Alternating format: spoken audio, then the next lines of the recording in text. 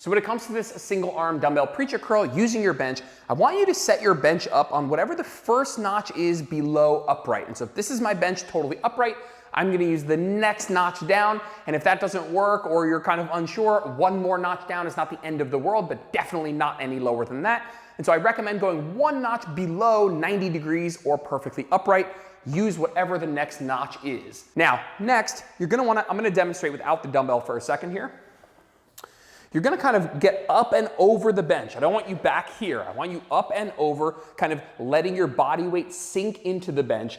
And then instead of squaring up and kind of facing forward like this, where my hips and shoulders are facing forward, I want you to rotate away from the working arm so that your chest is facing kind of opened up to the wall. And that's kind of like, instead of doing curls straight up like this, we'd be doing it a little bit like this, which does help line things up a little bit better for the bicep. Now, once you're in position and you have your body weight up and over the bench, kind of sinking into the top of the bench, and you've rotated your hips and chest away from the working arm, you can actually focus on the curling part of the motion, which is just this right here, keeping it nice and simple. Now, one of the big questions that I get is, can I go all the way down until my arm is straight? Is that safe? It is.